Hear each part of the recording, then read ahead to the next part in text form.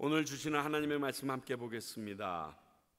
오늘 주시는 하나님의 말씀은 마태복음 20장 29절서부터 34절까지의 말씀입니다.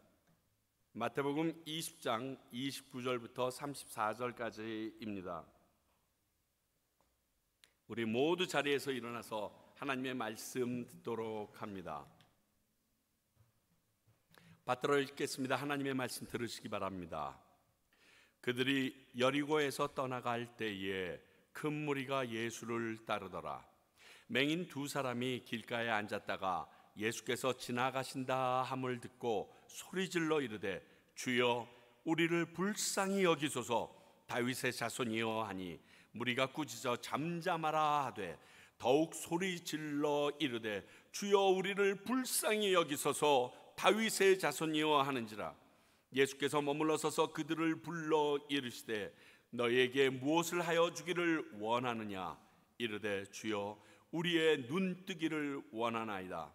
예수께서 불쌍히 여기사 그들의 눈을 만지시니 곧 보게 되어 그들이 예수를 따르니라. 하나님의 말씀입니다. 자리에 앉아 주시기 바랍니다. 기도하겠습니다. 아버지 하나님, 오늘 우리들이 이 말씀을 받습니다. 또 이 말씀을 통하여 하나님의 음성 듣기를 소원합니다. 그리고 이 말씀이 내 자신을 바라볼 수 있도록 눈이 띄어지기를 원합니다. 하나님, 이 모든 일이 성령님께서 이 자리에서 함께 역사하지 않으면 우리 가운데 일어날 수 없는 일임을 아오니 이 시간에 앉아있는 우리 모든 성도님들 뿐만이 아니라 말씀을 전하는 부족한 종의 입술과 생각에도 성령님 함께 하시사 온전히 하나님의 영광만 드러나는 시간 되도록, 그리고 하나님의 음성을 듣고 경험하는 시간 되도록 도와주시옵소서. 예수님 이름으로 기도하옵나이다. 아멘. 지난 주일 우리 5번째 주일이라서 산호세에 있는 어린이 교회에 참석해 주신 모든 분들에게 감사드립니다. 또 피치 못할 사정으로 참석은 못하셨지만 기도하면서 마음 쓰시면서 동참해 주신 모든 분들께 감사드립니다. 아무래도요, 선교지를 다녀오면요, 우리가 처한 상황이 너무 좋다는 걸 느끼잖아요. 그 바닷가에 그 파리가 계속 올라오고 어찌할 바를 모르고, 그리고 마당에서 흙바닥에서 예배드렸던 그 모습을 생각하면 어떠한 상황에도 감사할 수밖에 없는 것 같습니다. 또 하나는 그런 곳을 갔다 오게 되면 우리 교회가 해야 될, 내가 해야 될 소명이 다시금 확실해지는 것 같습니다. 아직 아이들은 불편하고 힘들어서 모르겠지만 곧 그들도 이러한 과정을 통해서 깨닫게 될 거로 믿습니다. 우리 지난번에는 제자들의 잘못된 생각과 다른 하나님의 나라에 대해서 예수님께서 알려주셨습니다. 그리고 마지막에 예수님이 왜 이 땅에 오셨는지도 명확하게 제자들에게 얘기해 주셨습니다. 우리 20장 28절 우리 한번 볼까요? 인자가 온 곳은 섬김을 받으려 함이 아니라 도리어 섬기려 하고 자기 목숨을 많은 사람의 대속물로 주려 함이라. 이것이 예수님께서 이 땅에 오신 이유라고 제자들에게, 서로 윗자리 차지하고 권력을 가지려는 그들에게 말씀해 주셨습니다. 오늘은 그러한 상황 가운데도 예루살렘으로 행하시던 예수님과 따르던 무리들 가운데 두 맹인을 고치시는 사건이 적혀 있습니다. 오늘 말씀에는 예수님을 따르는 큰 무리가 나오고요, 자신들을 고쳐달라고 외치는 두 맹인이 나옵니다. 그리고 그 일을 들으시고 불쌍히 여겨서 고쳐주시는 예수님 세 분이 나옵니다. 이 세 등장인물을 살펴보고 우리에게 주시는 하나님의 음성 듣기를 원합니다. 먼저는 맹인을 불쌍히 여기셨던 예수님입니다. 큰 무리에 둘러싸여 가시던 예수님을 향해서 두 명의 맹인이 자신을 불쌍히 여겨달라고 다윗의 자손이여 하면서 외치면서 이 사건은 시작됩니다. 첫 번째 예수님의 모습을 통해서 그 누구도 외면하지 않으시는 예수님을 보게 됩니다. 지금 큰 무리에 쌓여 가고 계신 예수님을 두 맹인이 불쌍히 여겨달라고 외칠 때에 그 소리를 듣고 머물러 서서 그들의 요구를 물으셨다는 것입니다. 반면 애워싸여 있는 큰 무리는 그 두 맹인을 조용히 하라고 꾸짖는 내용, 즉 대조적인 모습이 우리에게 보여집니다. 이 모습을 통해서 우리가 알 수 있는 당시 맹인들, 즉 당시 팔레스타인 지방의 유대인들 사이에 장애인들이 어떠한 취급을 받았는지 우리가 단편적으로 알 수 있습니다. 이미 아시는 것처럼 예수님은요, 모든 유대인들이 죄인으로 여기는 세리와 창녀는 물론이요, 정결함을 내세워서 거부하는 장애인들, 예를 들어 문둥병자 같은 자들을 마지막에 고치고 나면 제사장에게 보여주고 회복을 확증받아야 되는 그들에게 직접 다가가서 손으로 만지셨던 분이 우리 예수님이십니다. 그분은 하나님 자신이시기도 한 거룩하신 분입니다. 그러나 이 땅에 오신 목적이 죄 지은 우리를 위하여 죽으러 오신 분이기 때문에 이런 사람들에 대해 대하는 태도가 그 당시에 있던 유대인들과 달랐습니다. 이 모습이 우리에게 감동을 줍니다. 이런 예수님의 태도에 감동만 받고 있으면 안 되지 않겠습니까? 우리도 이러한 모습이 본받아야 될 모습인지 깨닫고 나아갈 수 있으면 좋겠습니다. 제가 정말 자주 말하잖아요.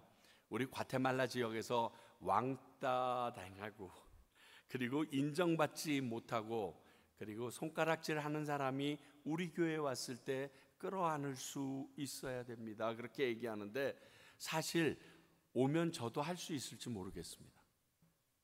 정작 그러한 사람이 내 안에 들어오면 내가 반갑게 뛰어나갈 수 있을지 모르겠습니다.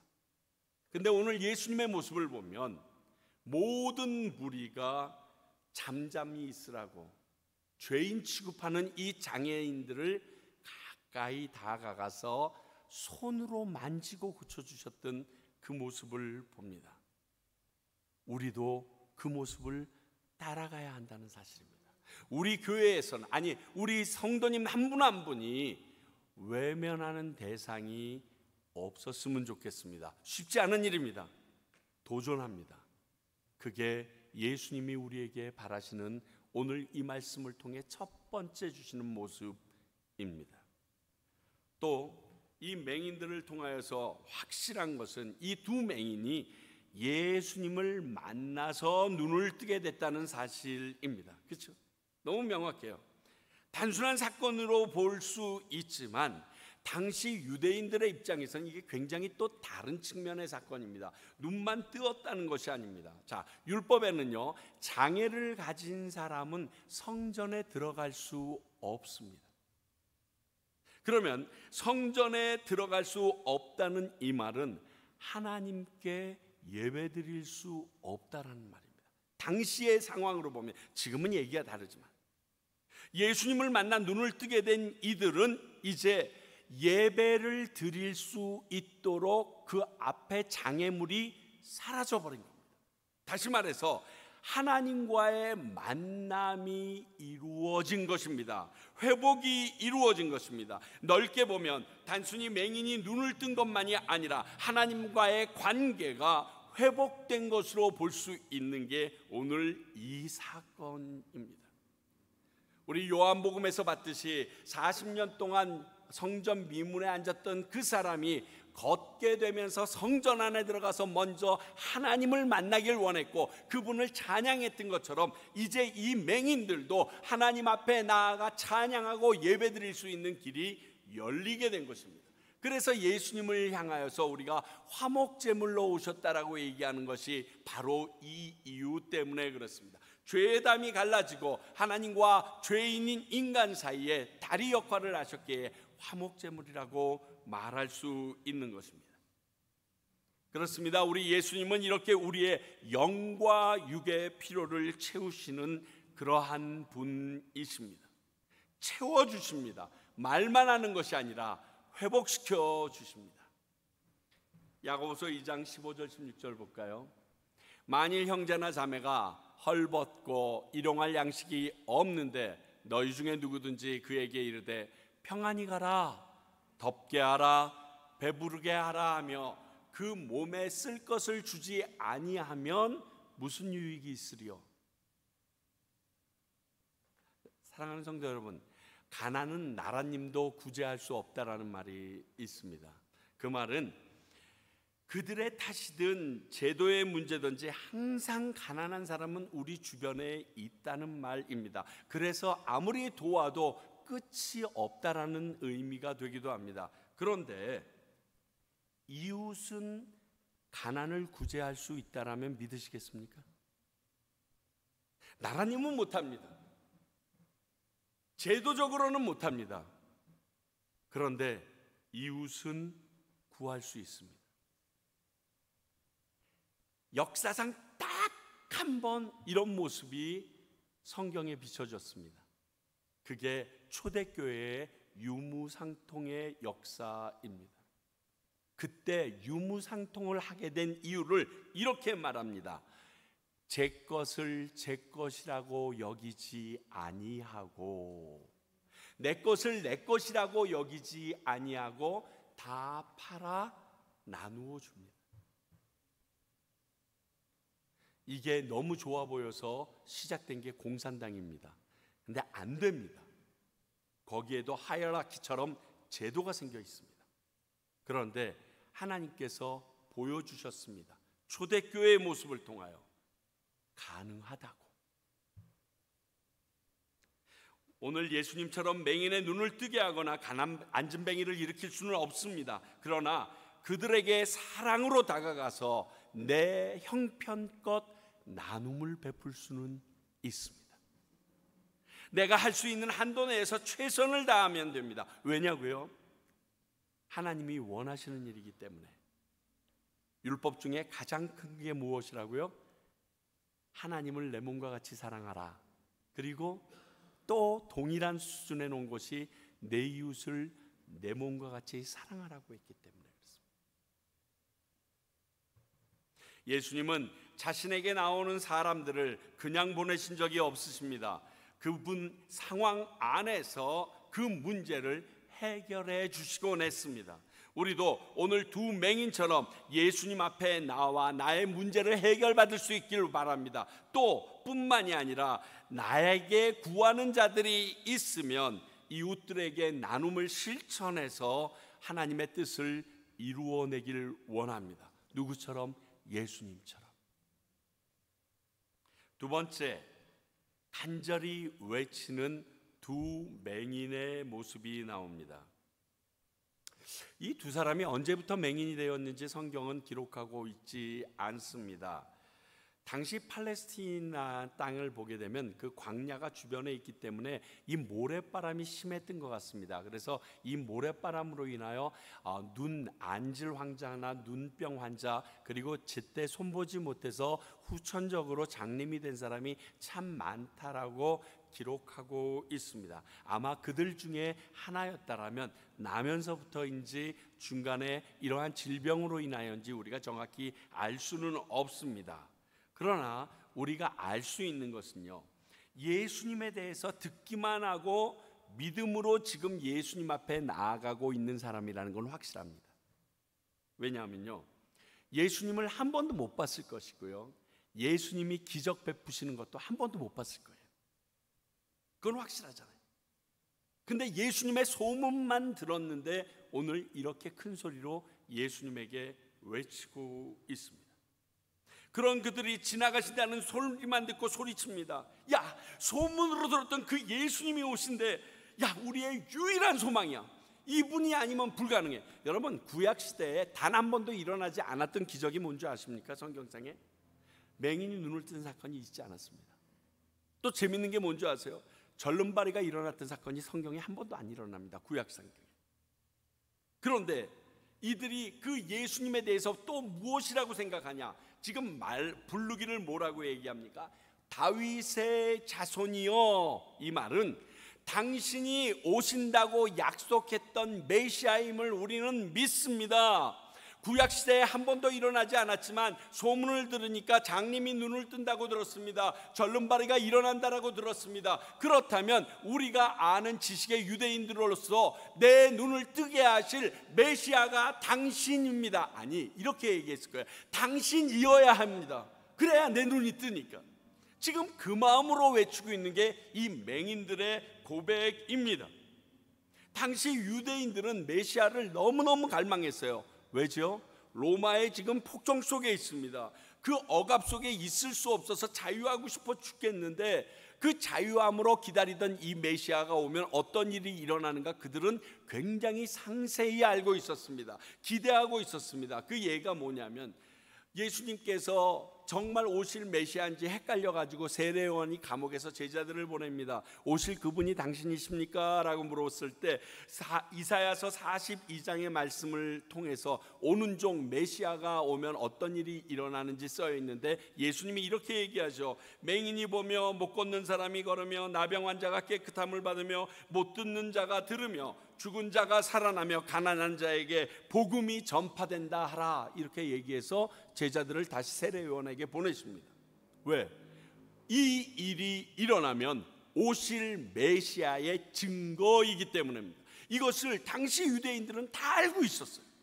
왜? 메시아만 기다리고 있으니까. 그분이 오시면 이런 일이 일어난다라고 얘기하고 있었으니까. 그러니까 지금 앞을 보지 못하는 이들이지만 메시아가 오면 어떤 일이 일어날 줄 압니다. 그 중에 하나가 맹인들이 보게 된다는 겁니다. 보지 못하던 사람이 볼 수 있다는 겁니다. 그러니까 저분이 메시아이라면 나의 눈을 뜨게 할 것은 확실하다고 믿고 있는 겁니다. 그 믿음으로 지금 외치는 겁니다. 로마서 10장 17절, 그러므로 믿음은 들음에서 나며 들음은 그리스도의 말씀으로 말미암니다. 그렇습니다. 이 맹인들은 바로 이 일이 그들에게서 일어난 것입니다. 예수님에 대해서 본 적도 없지만 듣기만 하고 믿음이 생긴 겁니다. 그것도 너무 확실한, 옆에서 누가 두들겨 패도 포기할 수 없는 믿음이 생긴 겁니다. 요한복음 20장 23절, 예수께서 이르시되 너는 나를 본고로 믿느냐? 보지 못하고 믿는 자들은 복되도다 하시니라. 이거 누구에게 하신 말씀이죠? 도마에게 하신 말씀. 예수님이 부활했다니까 다 봤는데 자기는 못 봐가지고 자기는 손가락을 직접 넣어봐야 된다는 둥 뭐 헛소리하고 있으니까 예수님이 그때 짠하고 나서 평안하니요 그러면서, 예전에 구봉서 장로님이 예수님이 부활하고 처음 나타나서 뭐라고 그랬을까요? 그랬더니 우리 하영조 전도사님 때 그렇게 얘기하더래요. 졸다가 그래서 구봉서 씨 뭐라고 그랬을까요? 그랬더니 나 보이니? 그랬을 거라고 그러더라고요. 근데 성경은 그렇게 얘기합니다. 부활하신 예수님이 제일 처음에 나타나서 우리가 염려가 됐어요. 평안하뇨? 그리고 도마에게 이 말씀을 하십니다. 이 말씀은 솔직히 얘기하면 후에 우리들을 위해서 해주신 얘기예요. 왜? 예수님을 보지 못할 놈들이거든요. 우리들을 위해서 남기신 말씀이에요. 믿음의 눈으로 확인해서만 생기는 게 믿음이 아니라는 것을 얘기해 줍니다. 믿음은 보지 않고도 가능하다는 거예요. 자, 히브리서 11장 1절, 이게 믿음의 정의입니다. 믿음은 바라는 것들의 실상이요 보이지 않는 것들의 증거라. 이게 정의의 데피니션이에요. 오늘 이 두 맹인도 듣기만 하고 보지 못하였으나 예수님이 오실 메시아임을 믿었던 자들이었습니다. 여러분, 믿음이 없이는 하나님을 기쁘시게 하지 못한다는 히브리서 11장 6절의 말씀 기억하셔야 됩니다. 우리가 믿음을 소유해야 되는 이유는 하나님을 기쁘시게 해야 할 존재들이기 때문입니다. 하나님께 구해서라도 이 믿음은 소유해야 합니다. 그런데 오늘 두 맹인이 이 믿음을 듣기만 하고 가지고 있었습니다. 그리고 그들이 소리질러서 자신을 돌아보라고 외치고 있습니다. 정말 아픔 보이지 않습니다. 그러나 예수님에 대한 소문만으로 그를 메시아로 믿고 있었습니다. 그래서 그들이 무리가 꾸짖어도 더 크게 외칠 수 있었던 용기를 낸 것입니다. 지난주 수요일 날 기억하시는지 모르겠어요. 선한 싸움을 할 때 승리할 수 있는 도구 중에 하나가, 두 가지가 있는데 그 중에 하나가 믿음이다, 이렇게 얘기 드렸습니다. 왜 필요하다고 그랬죠? 그 믿음은 하나님에 대한 이 믿음은 모든 두려움을 다 이겨낼 수 있기 때문에, 내가 장애라고 생각하고 불가능하다라고 생각했던 이 염려를 싹 사라지게 할 수 있기 때문에 이 믿음이 선한 싸움의 가장 큰 무기 중 하나라고 말씀하셨습니다. 우리가 기도할 때 간절하면서도 이렇게 담대히 나아갈 수 있는 이유는요, 하나님에 대한 믿음 때문입니다. 전능하신 창조주, 살아계셔서 지금도 나의 기도를 들으신다는 이 믿음이 있으면 간절하게 외쳐야죠. 어떤 분들이 그러더라고요. 의사 선생님들이 사람이 임종할 때 제일 끝까지 살아있는 것이 청력이랍니다. 청각이랍니다. 그래서 임종을 할 때마다 그의 귓가에 가서 끝까지 제가 찬송을 부르거나 하나님에 대한 영접을 확인하고 또 확신하고. 그러면 때로는 고개를 끄덕거리시는 분도 있고요, 눈물을 주르륵 흘리시는 분들도 계세요. 그 하나님이 들으신다는 믿음만 있으면 우리도 그렇게 임종 가운데 다가가서 그에게 말하듯이 왜 말씀 안 드리겠어요? 듣기만 하시면 해결이 되는데, 우리도 한두 번 방해로 좀 낙심하지 말고 믿음을 가지고 주께 믿음으로 매달리는 기도를 하는 그러한 신앙인들이 되었으면 좋겠습니다. 우리의 기도를 들으시는 하나님은 살아계셔서 지금도 우리 가운데 역사하시는 전능하신 창조주이십니다.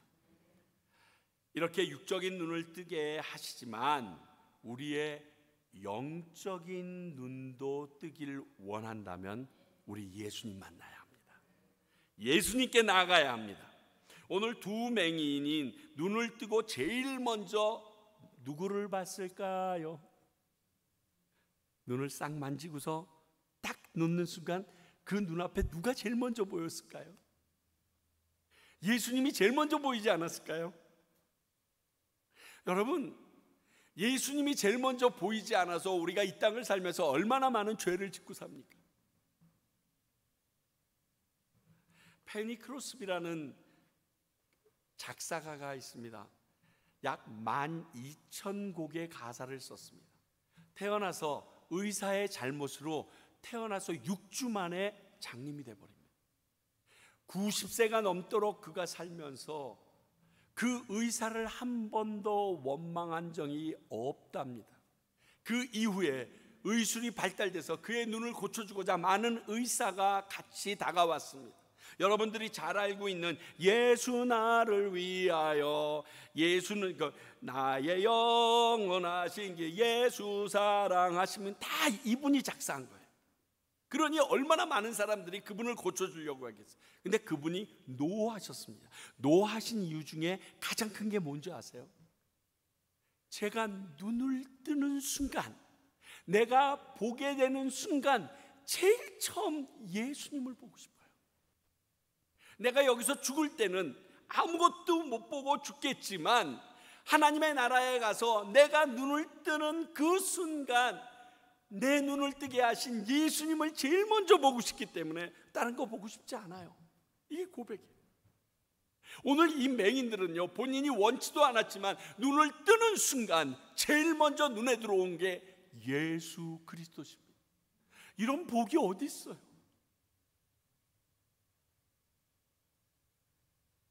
누가복음 24장 31절, 그들의 눈이 밝아져서 그인 줄 알아보더니 예수는 그들에게 보이지 아니하시는지라. 엠마오로 가던 두 제자, 낭망하여서 다시 고향인 엠마오로 낙향하고 있던 이 두 제자가 옆에 서 있는 웬 사람에게 이야기를 나누기 시작하는데, 그 사람이 오실 메시아에 대하여 구약을 통하여 얘기하는데 놀랍니다. 그리고 함께 같이 있자고 해서 장막으로 들어가서, 영안에 들어가서 같이 떡을 떼는 순간 그의 눈들이 밝아집니다. 여러분, 예수님과 같이 동행해도, 예수님과 같이 말씀을 나눠도, 예수님이 바로 옆에 있어도 영의 눈이 뜨여지지 않으면 못 보는 게 우리 인간의 현실입니다.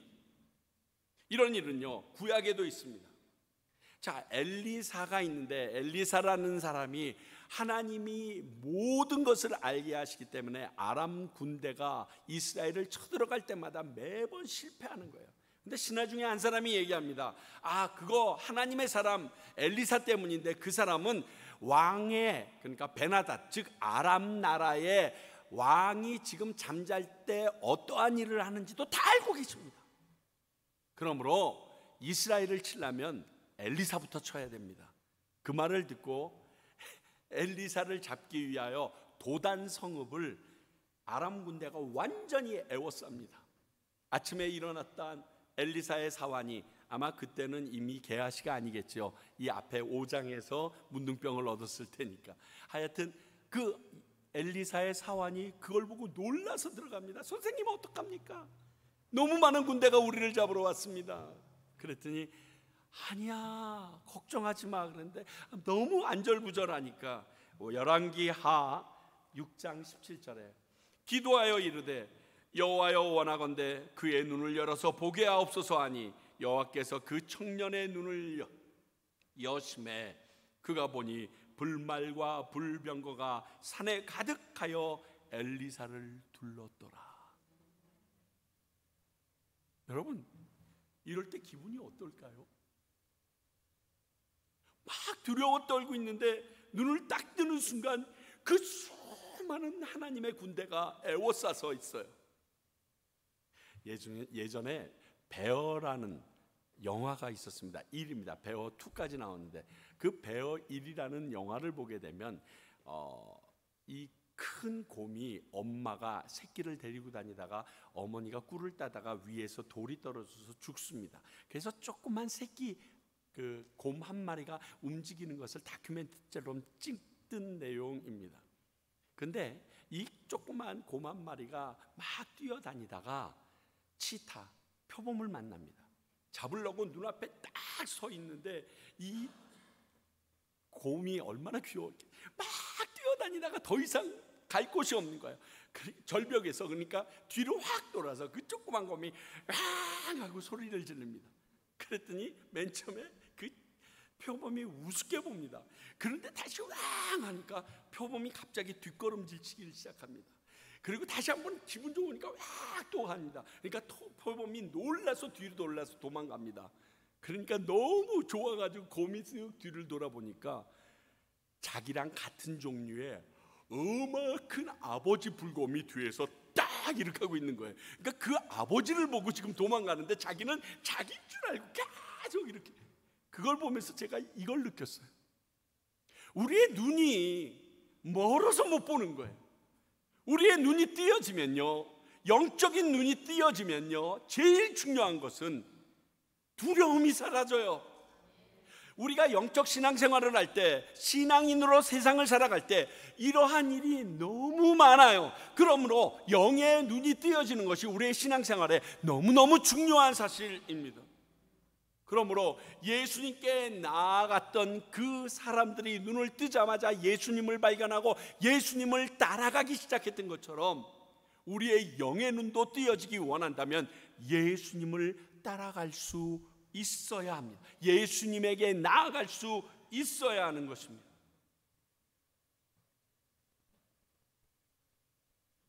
이 두 맹인의 모습이 오늘 이러한 것들을 우리에게 알려줍니다. 그러면 마지막, 예수님을 따르던 큰 무리들의 모습을 봅니다. 예수님에 대한 소문이 온 유대에 퍼지기 시작합니다. 그럴수록 모여드는 사람들은 당연히 많아지겠죠. 필요에 따라서, 요구에 따라서 그 예수님을 만나야 해결받는다는 것을 알고 엄청 많이 모여들 것입니다. 그런데 예수님을 따라다니는데 정작 예수님이 어떤 분인지는 못 봅니다. 물론 예수님의 능력을 직접 경험한 사람들이 따라다니고 있다라면 다른 사람보다 좀 낫겠죠. 또 그러한 기적을 눈앞에서 직접 본 사람이라면 아마 어떠한 좋은 구경거리 하나 쫓아서 지금 우르르 다니는 사람과 차별이 있을 겁니다. 그런데 우리는 지난번 살펴본 12회 동안 혈루증 앓던 여인의 모습을 통해서 다시 한번 생각해야 될 게 있습니다. 누가 내 옷을 만졌느냐라고 예수님께서 물으실 때 제자가 뭐라고 얘기합니까? 아니 주님, 사방의 사람들이 지금 애워싸 미는 것을 보면서 누가 만졌다고 왜 그렇습니까? 그러니까 그 당시 예수님의 옷자락을 만진 사람은 많았습니다. 예수님의 몸을 미는 사람들까지 있었습니다. 그래서 짜증을 냈습니다. 그런데 오직 예수 그리스도의 능력을 받아 병고침 나은 사람은 그 여인 한 명이었습니다. 그 수많은 사람들이 예수님을 애워싸서 가고 있는데 그 예수님의 능력을 받아낸 사람은 오직 그 여인뿐이었다고요. 왜? 믿음으로 만졌거든요. 이분이 옷자락이라도 만지면 내가 깨끗함을 얻으리라 믿고 만졌거든요. 능력이 쑥 나가버린 거예요. 그리고 그 만진 순간 성경은 이렇게 기록합니다. 내 몸이 나았음을 그 여인도 느꼈다고 그랬어요.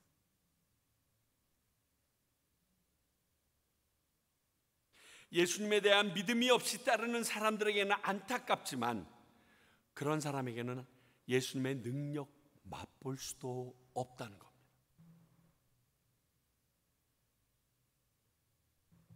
무리에게 속하지 않았던 길가의 두 맹인들은 그들의 믿음으로 이 예수님의 능력을 맛봤습니다. 혹시 우리가 그 예수님의 능력을 맛보지 못한다면, 그 하나님을 경험하지 못한다면 이 큰 무리에 속하는 건 아닐까요? 그렇다면 과연 누가 진짜 맹인인 겁니까? 누가 진짜 맹인인 겁니까?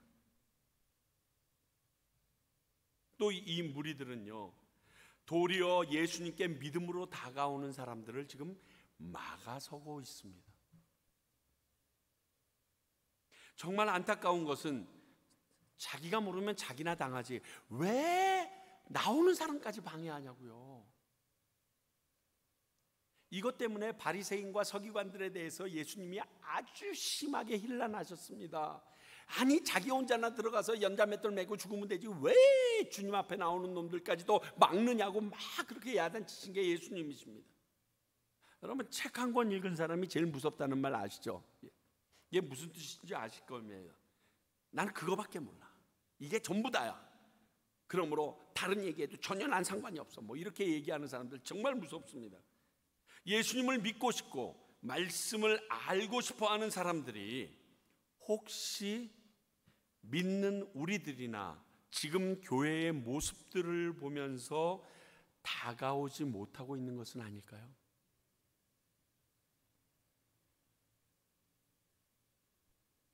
혹시 이 모습이 지금 내 모습은 아닐까요? 자신이 예수님을 따르기에, 지금 나는 교회에 다니고 있기에, 거기에 또 나는 목사야, 장로야, 집사야, 권사야 하면서 직분도 받았기 때문에 자기가 예수님을 굉장히 잘한다고 착각하면서 오늘 예수님을 따르던 이 무리들처럼 간절함으로 교회에 나오는 사람들을 밀쳐내고 있지 않는지 우리는 우리를 볼 수 있어야 됩니다. 우리 교회의 현실을 볼 수 있어야 합니다. 그러면 과연 누가 더 믿음이 없는 겁니까? 따르던 무리들입니까? 아니면 그 무리와 상관없던 두 맹인입니까? 결국 이들 중에 많은 사람이 예수님을 십자가에 못 박으라고 외쳤다고 저는 생각합니다. 이대로 예수님을 따라 예루살렘까지 올라갑니다. 그래서 예루살렘 입성에 호산나 호산나 막 합니다. 여러분, 저는 예수님을 십자가에 못 박으라고 외친 사람들 중에 오늘처럼 함께 예수님을 따랐던 무리들 중에 없다라고 생각하지 않습니다. 분명히 있다고 생각합니다. 왜냐고요? 당시 인구 비례로 볼 때 만약 예수님을 따르던 사람들이 예루살렘에서 전부 다 그분을 지지했다면 예수님 십자가 못 집니다. 인구 비례로 따라볼 때. 지금의 예루살렘은 크지만요, 다윗 시대에는 정말 많이 살아야 2,000명밖에 못 살았어요. 그런데 그게 점점 커져서 예수님 시대에는 그들이 스퀘어 피트당 계산해서 사람이 얼마나 살까, 요세푸스가 얘기하는 몇백만 명, 이건 말이 안 되고요. 왜냐하면 몇백만 명이 들어갈 수가 없으니까. 그런데 유월절이라는 것을 감안해도 그렇게 많은 사람이 갈 수 있고, 또 재판장이라면 넓지도 않거든요. 그 안에 들어갈 수 있는 사람들의 숫자가 한정되어 있는데, 아마 예수님을 십자가에 못 박으라 그랬는데 내가 경험한 일인데 그러고 그 사람에게 윽박질르면 그들 다 깨갱 했을 거예요. 아마 십자가에 못 박히셨을 거예요. 5병이요 7병이요만 해도 10,000명 와야 돼요. 애들까지 합치면 몇만 명인지 몰라요. 그러면 예수님 십자가에 못 박혀요. 근데 그들 중에 있다니까요. 이 큰 무리 중에 있다니까요. 그럼 이들이 왜 그랬을까요? 가룟 유다를 보면 그 이유가 아주 분명해집니다. 자, 가룟 유다는 예수님을 따르는 이유가 뭡니까? 돈꾀를 맞춘 사람이라고 그랬어요. 그 돈꾀에서 돈을 훔쳐가길 원하기 때문에 300데나리온에 팔 수 있는 향유 옥합 깨뜨렸다고 화를 냈던 사람입니다. 즉 돈이 목적이었어요. 그래서 예수님 옆에 있다가 예수님께서 왕으로 가면 그 권세를 가지고 내 물질을 모을 게 이 가룟 유다의 생각이었어요. 그런데 웬걸 마지막에 자신의 계산이 깨어지네. 십자가에 덜렁 달라서 자기는 꼭 죽기 위해서 왔다고 계속 얘기하네. 이거 아닌데 상황이 달라지네. 그래가지고 결국 은 30에 예수님을 팔아버립니다.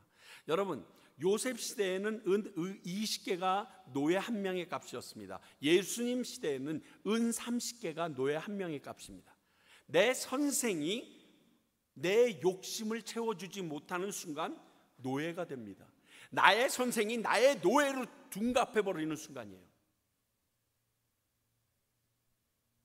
이게 가룟 유다의 마음이었다면, 지금 예수님이 십자가를 진다라고 3번씩이나 얘기했는데도 자기 자리 다툼하고 있는 제자들과 그 주변에 모였던 사람들, 오병이어에서 물고기나 떡 몇 조각 얻어먹은 그 사람들의 생각과 별반 차이가 있을까요? 없습니다. 메시아라면 우리에게 그렇게 놀라운 기적을 베풀었던, 무리를 걸었던, 병든 자를 살렸던, 심지어 죽은 자를 살렸던 당신이라면 그 모습이면 내가 원하는 모습이 아니잖아. 내 기대감과 내 욕심이 무너집니다. 차라리 너 죽어버려. 선생, 넌 내 노예야. 모든 사람이 동일하게 생각했을 거예요. 오늘 이 큰 무리들도 자신의 기대하던 바와 다른 메시아의 모습에 예수님께 실망하고 배신감을 느꼈을 것입니다. 그래서 그 예루살렘에 올라가서 십자가에 못 박으라고 외친 사람들이 있었을 것입니다. 자기 목숨을 많은 사람의 대속물로 주려고 오신 예수님과 다른 이들의 욕심 사이에 그 간격을 좁힐 수가 없었던 겁니다. 그런데 가끔 우리들도 그렇게 예수님을 무시하고 외면할 때가 있다는 거예요. 다른 말로 할까요? 그렇게 예수님을 또 십자가에 못 박을 때가 있다는 거예요. 목사가 돼서도. 사랑하는 여러분, 다시 예수님을 십자가에 못 박으시렵니까? 그러지 맙시다. 힘들지만 우리 노력해 봅시다. 그리고 지금 그 주님 앞에 나아갑시다. 내가 그러한 무리가 되지 않도록 당신을 선생에서 노예로 바꾸어버리지 않게 해달라고. 이러한 찬양이 있습니다. 그때 그 무리들이 예수님 못 박았네. 녹슨 세계의 못으로. 근데 그때 그 무리들이 지금 내 모습일 수 있다. 우리 이 시간 이 찬양 1, 2절만 함께 부르시고 우리 기도하기를 원합니다.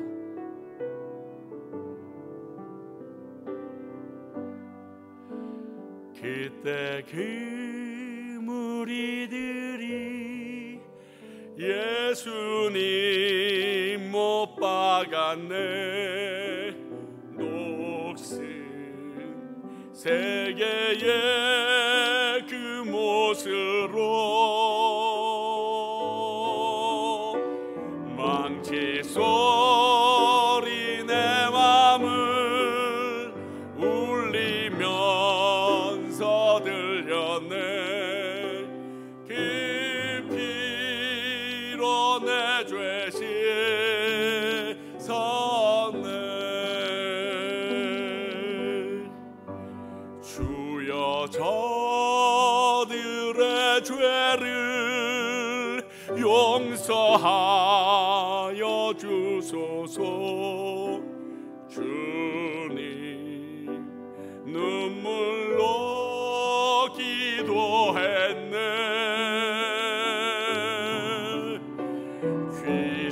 귀중한 그 보배 피 나를 위해 흘렸네. 그 피로 내 죄 씻었네.